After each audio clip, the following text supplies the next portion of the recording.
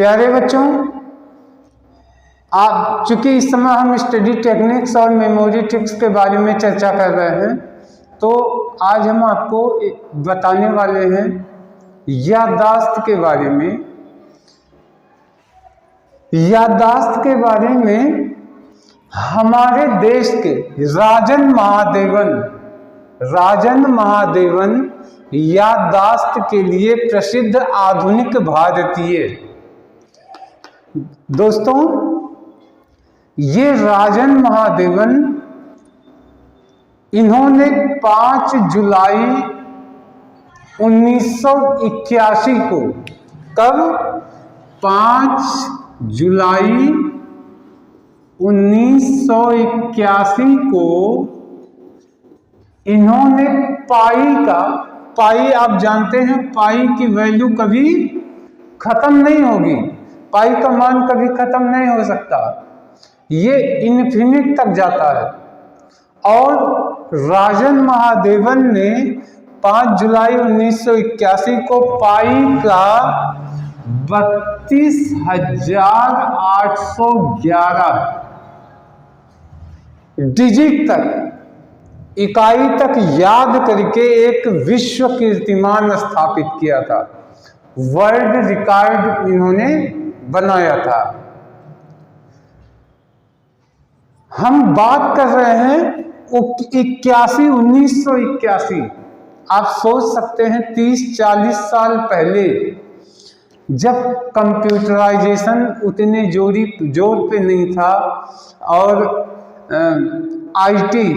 IT sector की वजह से इन्फॉर्मेशन हम लोग को नहीं मिलती थी, मेमोरी तकनीकों का लोगों को बहुत कम ज्ञान था। उस दौर में राजन महादेवन ने 32,811 पाई के मानों को याद किया था। उसके एक साल बाद दोबारा इन्होंने इसका 35,000 डिजिट तक पाई के मान को याद करके विश्व रिकॉर्ड बनाया था। अब देखिए क्या है, राजन महादेवन इतनी बड़ी इकाई को याद करने में सफल हुए, तो इनकी टेस्टिंग की गई। आखिर क्या है, क्यों ये याद कर लेते हैं?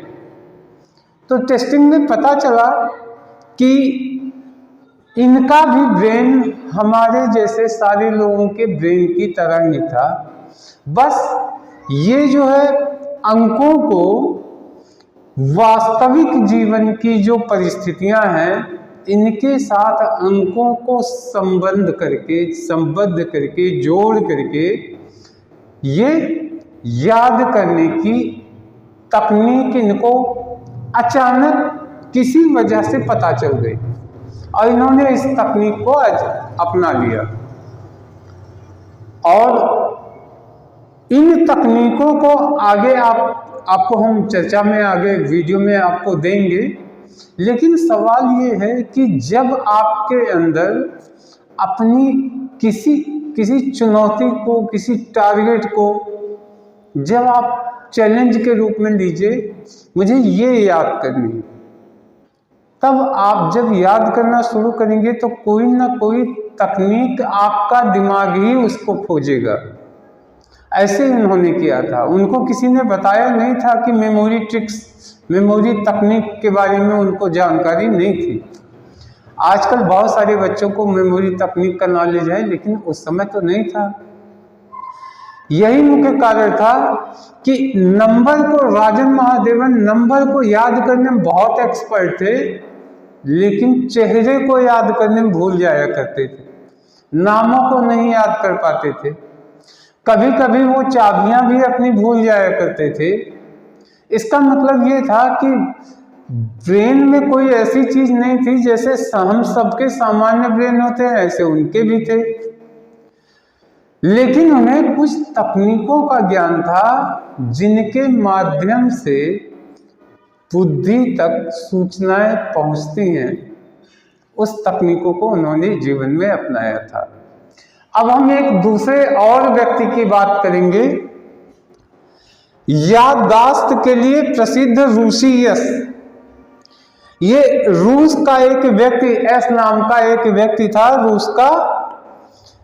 ये व्यक्ति याददाश्त इतनी पक्की थी कि अगर आप 14 साल पहले की कोई घटना आप इनसे पूछते किसी विशेष दिन के बारे में, तो ये उस दिन के हर घंटे के बारे में भी उसे याद रहता था, चाहे कितने साल पुरानी घटना हो।